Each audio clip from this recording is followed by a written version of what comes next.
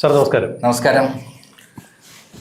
കേരളത്തിൽ പ്രതിപക്ഷ നേതൃസ്ഥാനത്തിരിക്കുന്ന മുൻ മുഖ്യമന്ത്രി പിണറായി വിജയൻ്റെ ഭാവി തുലാസിലാടിക്കൊണ്ടിരിക്കുന്നു.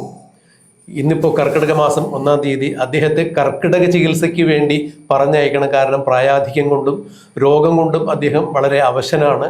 ഇനിയും ഒരു കാരണവശാലും പോളിറ്റ് ബ്യൂറോയിലോ അല്ലെങ്കിൽ കേരളത്തിൻ്റെ പ്രതിപക്ഷ നേതൃസ്ഥാനത്തോ അദ്ദേഹത്തെ ഇരുത്താൻ സാധിക്കില്ല എന്ന് പോളിറ്റ് ബ്യൂറോയിൽ തന്നെ ഒരു വിഭാഗം ആളുകൾ അതിശക്തമായി നടപടികൾ കൈക്കൊള്ളുവാൻ വേണ്ടി ആലോചനകൾ നടക്കുന്നു എന്നുള്ള വാർത്തകളാണ് നമുക്ക് കിട്ടുന്നത്.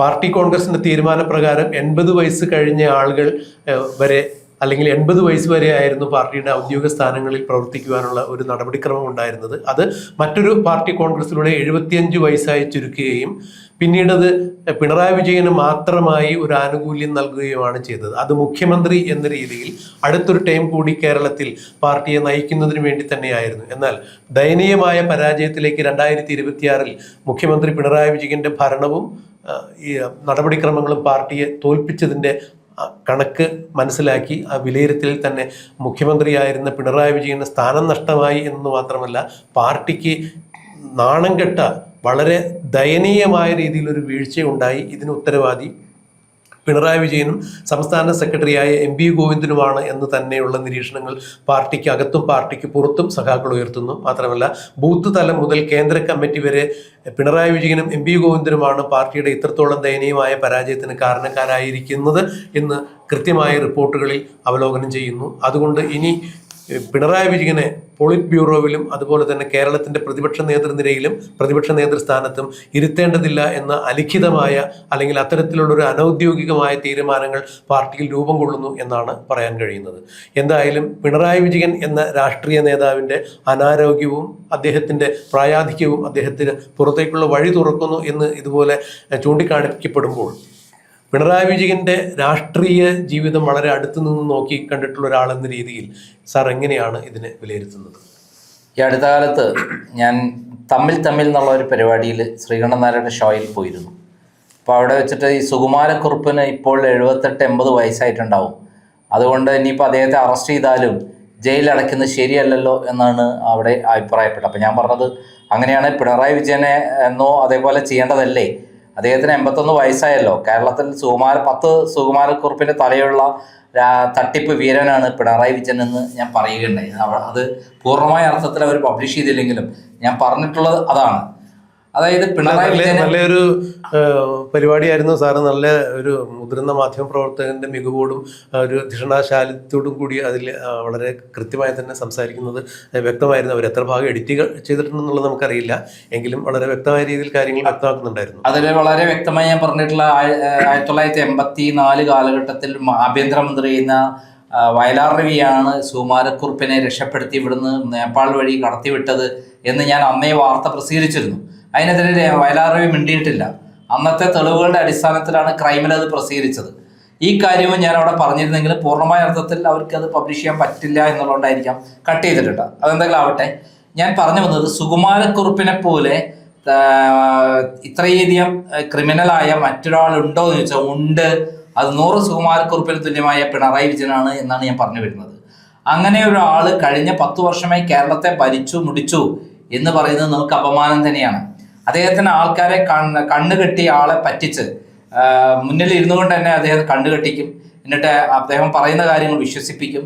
എന്നിട്ട് തലയിലേറ്റും. എന്നിട്ട് അദ്ദേഹം മഹാനാണെന്ന് വരുത്തിക്കും. എന്നിട്ട് അദ്ദേഹം പട്ടിണി പാവങ്ങളിൽ പ്രവർത്തിക്കാമെന്ന് പറയും.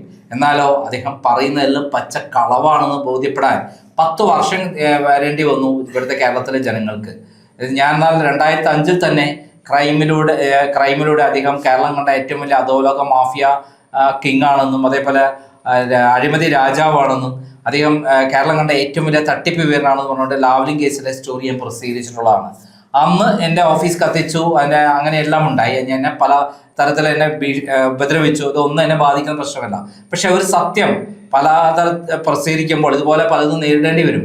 അവസാനം സത്യം വിജയിക്കുമെന്നാണ് ഞാൻ പഠിച്ചിട്ടുള്ളത്. ഇപ്പോഴത്തെ സത്യം പാർട്ടി തന്നെ വിശ്വസിക്കാൻ തുടങ്ങിയിരിക്കുന്നു എന്നുള്ളതിൻ്റെ ഭാഗമായിട്ടാണ് കേരളത്തിലെ SFIയിലെയും DYFIയിലെയും CPMലെയും മെമ്പർമാർ പരസ്യമായി തന്നെ പിണറായി വിജയനാണ് കേരളത്തിൻ്റെ തോൽവി കാരണം, അതേ കള്ളനാണ് എന്നുള്ള രൂപത്തിലേക്ക് കൃത്യമായ പ്രസ്താവനകൾ ഇറക്കി തുടങ്ങിയിരിക്കുന്നു എന്നുള്ളതാണ് എന്നെ സന്തോഷിപ്പിക്കുന്നത്. അത് അങ്ങനെയാണ്. SFI ഡിവൈഎഫ്ഐക്കാരും മാത്രമല്ല, പിണറായി വിജയനോടൊപ്പം നിന്നിരുന്ന പിണറായി വിജയന്റെ പിണിയാളുകൾ എന്ന് വിശേഷിപ്പിക്കപ്പെട്ടിരുന്ന P രാജീവിനെ പോലെ, പുത്തലത്ത് ദിനേശിനെ പോലുള്ള, EP ജയരാജനെ പോലുള്ള ആളുകൾ കടന്നാക്രമിച്ചിരിക്കുന്നു, തുറന്നെതിർത്തിരിക്കുന്നു എന്നുള്ളതാണ് എടുത്തു പറയേണ്ട വസ്തുത. അല്ല, അത് അങ്ങനെ ചെയ്യാൻ കാരണം അണികളിൽ നിന്ന് കൃത്യമായിട്ടുള്ള വിവരങ്ങൾ കിട്ടി. പൊതുജനങ്ങളിൽ നിന്നുള്ള വിവരപ്രകാരം പിണറായി വിജയൻ ഇനി ഒരു തലത്തിലും ജനങ്ങൾ അംഗീകരിക്കുന്നില്ല. അദ്ദേഹത്തെ മുന്നുകൊണ്ട് നടന്നു കഴിഞ്ഞാൽ ആ പാർട്ടിയും നാറും എന്ന് ഇനി വിഴുപ്പുവണ്ണമായി ആ വിഴുപ്പുവണ്ണം ചുമക്കുന്ന ആ പാർട്ടിയും നാറും. അത് അങ്ങനെ ഒരു അവസരം വരാതിരിക്കാൻ മുമ്പേ എറിഞ്ഞതാണ് അവരെല്ലാം. ഇത്രയും കാലം അവർക്ക് അറിയാത്തത് കൊണ്ടല്ലല്ലോ. കഴിഞ്ഞ 5 വർഷം അല്ലെ 10 വർഷം ഈ കാര്യങ്ങളെല്ലാം അറിയുന്ന ആൾക്കാരാണ് EP ജയരാജനായാലും, MV ജയരാജൻ, P ജയരാജനായാലും, അതേപോലെ രാജീവായാലും എല്ലാവരും തന്നെ. എന്തിന് നിയമസഭയിൽ പൊട്ടിത്തെറിച്ച മുൻ ധനകാര്യമന്ത്രിയായിരുന്ന ബാലഗോപാൽ അടക്കം കൃത്യമായി അറിയാത്തത് കൊണ്ടല്ലല്ലോ. ഇവർക്ക് എല്ലാവർക്കും അറിയാം പിണറായി വിജയൻ കള്ളനാണെന്നുള്ളത്, തട്ടിപ്പ് വീരനാണെന്നുള്ളത്. ഗവൺമെന്റ് തലത്തിൽ നടക്കുന്ന തട്ടിപ്പുകളെ കുറിച്ച് അന്ന് അവർക്കറിയില്ല. അന്നൊന്നും അവർക്ക് മിണ്ടാൻ പറ്റില്ല.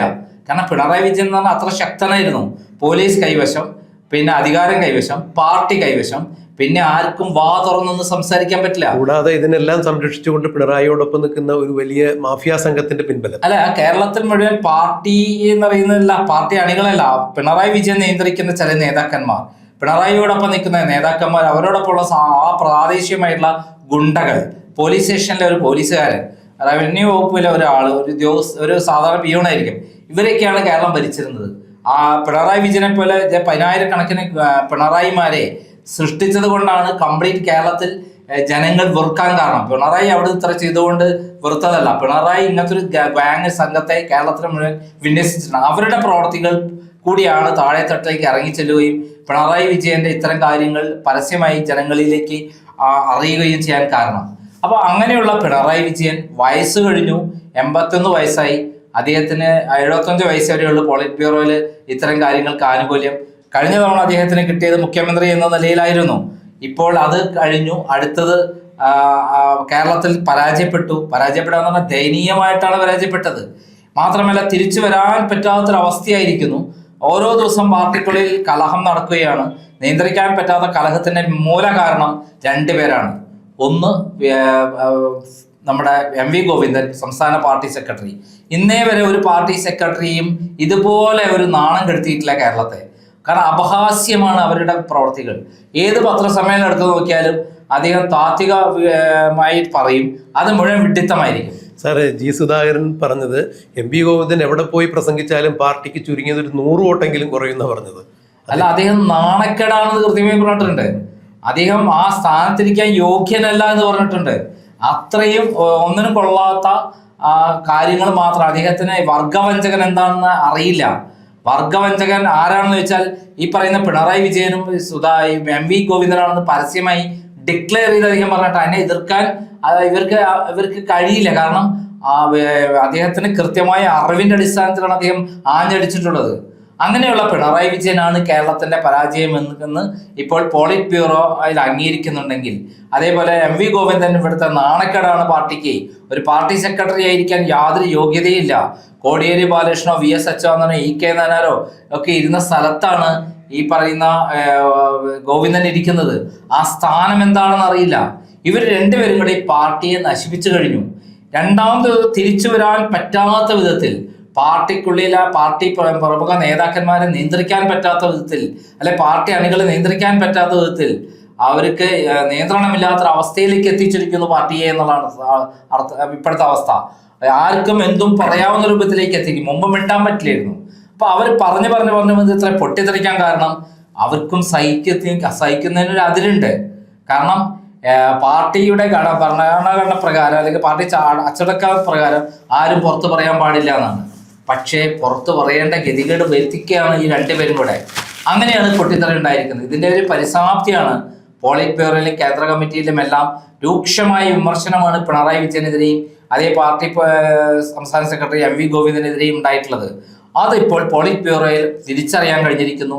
എന്തായാലും MA ബേബി പലതരത്തിലുള്ള കാര്യങ്ങളിൽ ഞാൻ വിയോജിപ്പുണ്ടെങ്കിലും ഇപ്പോൾ അദ്ദേഹം എടുക്കുന്ന തീരുമാനങ്ങളിൽ നമുക്ക് യോജിക്കാവുന്ന കുറേ കാര്യങ്ങളുണ്ട്. അതിൽ ഒന്നാണ് ഇപ്പോൾ ഉണ്ടായിട്ടുള്ള സംഭവവികാസം എന്ന് കരുതുന്നു. അത് കൃത്യമാണെങ്കിൽ, സത്യമാണെങ്കിൽ അദ്ദേഹത്തെ നമ്മൾ അഭിനന്ദിക്കേണ്ടതാണ്. സാർ, ഇപ്പോൾ ഈ സ്ഥിതിഗതികൾ ഇങ്ങനെ പോകുമ്പോൾ ഇനി പിണറായി വിജയൻ എന്ന നേതാവിൻ്റെ രാഷ്ട്രീയ ഭാവി CPM-ൽ എന്തായിരിക്കും എന്നുകൂടി ഒന്ന് സൂചിപ്പിക്കാൻ കഴിയും? അല്ല, പഴയകാല ചരിത്രമെടുത്ത് നോക്കിക്കഴിഞ്ഞാൽ ഇത്തരം നേതാക്കന്മാരെ മനസ്സിലാക്കി തിരിച്ചറിഞ്ഞു കഴിഞ്ഞാൽ ജനം കല്ലെറിയുന്ന രൂപത്തിലേക്കാണ് പോകാറുള്ളത്. പിണറായി വിജയൻ മറ്റുള്ള സംസ്ഥാന സെക്രട്ടറിമാരിരുന്ന സ്ഥലത്ത് ഇരുന്നിട്ട് അദ്ദേഹം മുഖ്യമന്ത്രി ആയിരുന്ന ആളാണ്. പക്ഷേ പണ്ടുണ്ടായിരുന്ന സംസ്ഥാന സെക്രട്ടറിമാരൊക്കെ എടുത്തു നോക്കിക്കഴിഞ്ഞാൽ ചടയം ഗോവിന്ദന്റെ അടുത്തു നിന്നാണ് ഇദ്ദേഹം അധികാരം ഏറ്റെടുക്കുന്നത്. ചടയം ഗോവിന്ദൻ എന്നൊക്കെ പറഞ്ഞാൽ നമ്മൾ ബഹുമാനത്തോടെ കാണുന്ന സത്യസന്ധതയുടെ പ്രതീകമായിരുന്നു. എതിരാളികളോട് പോലും മാന്യമായ രൂപത്തിൽ ഭാഷയിൽ സംസാരിക്കുള്ളൂ. പിണറായി വിജയൻ വന്ന ശേഷം എന്താ നാറി, പരനാറി, പിന്നെ ചെറ്റ, പരമചെറ്റ, അങ്ങനെ തുടങ്ങി നികൃഷ്ടജീവി, അങ്ങനെ വായിൽ തോന്നുന്നത് പറയുകയും അച്ചക്കള്ളം മാത്രം പറയുകയും തൻ്റെ സ്വന്തം കാര്യലാഭത്തിന് വേണ്ടി കേസുകൾ അട്ടിമറിക്കുകയും പാർട്ടിയെ ഉപയോഗിക്കുകയും അതേപോലെ ഭരണത്തെ ഉപയോഗിക്കുകയും ചെയ്തിട്ടുള്ള ഒരാളാണ്. ചോദ്യങ്ങൾ ചോദിക്കുന്നവരോട് വീട്ടിൽ പോയി ചോദിക്കാനാ പറയുന്നത്, സഹാക്കന്മാരോട് പോലും അല്ല. ഒരു പ്രസംഗം നടത്തുമ്പോൾ, പൊതുപരിപാടി നടക്കുമ്പോൾ, എന്തെങ്കിലും ഒരു ചോദ്യം ചോദിക്കുമ്പോൾ വീട്ടിൽ പോയി ചോദിക്കുക എന്ന് പറയുന്ന പിണറായി വിജയനെ പോലുള്ള അധമനായ ഒരു മുഖ്യമന്ത്രിയും മുൻ മുഖ്യമന്ത്രിയും അതേപോലെ മുൻ സംസ്ഥാന സെക്രട്ടറിയും എല്ലാവർക്കും മാതൃകയാണോ എന്ന് ചോദിച്ചാൽ മാതൃകയല്ല. മാത്രമല്ല, അദ്ദേഹം ആ കാരണത്താൽ തന്നെ പാർട്ടിയിൽ നിന്ന് മാറ്റി നിർത്തേണ്ടതാണ്. അദ്ദേഹത്തിന് ഉണ്ടാകാൻ പോകുന്ന കാര്യം എന്താ വെച്ചാൽ ഇദ്ദേഹം നടത്തിയിട്ടുള്ള തട്ടിപ്പുകളുടെ വെട്ടിപ്പുകളുടെ കാര്യങ്ങൾ എല്ലാം തന്നെ ഈ പാർട്ടി അണികൾ വിളിച്ചു പറയാൻ തുടങ്ങും. അങ്ങനെയുള്ള ആളെ ജനം കല്ലെറിയും. അതിൻ്റെ കൂട്ടത്തിൽ CPM അണികളും കല്ലെറിയും. അദ്ദേഹത്തിന് ഇന്നേ വരെ കിട്ടാത്ത വിധത്തിലുള്ള തിരിച്ചടിയായിരിക്കും കേരളത്തിൽ നിന്ന് കിട്ടാൻ പോണത്. കാരണം കേരളത്തിലെ പ്രബുദ്ധരായ ജനം ഇത്തരം ആളുകളെ ഒരിക്കലും വെച്ച് പുറപ്പിക്കില്ല. മുമ്പ് CPM-ൽ ഇതേപോലെയുള്ള അവസ്ഥയിൽ ചെയ്ത ആളുകളെല്ലാം അതുപോലെ കല്ലെറിയുന്ന ഒരവസ്ഥയാണ് ഉണ്ടായിട്ടുള്ളത്. പാർട്ടിയെ നശിപ്പിച്ച അന്തകൻ എന്ന പേര് പിണറായി വിജയൻ എല്ലാ കാലത്തും ഉണ്ടാകും എന്നുള്ള കാര്യത്തിൽ സംശയമില്ല.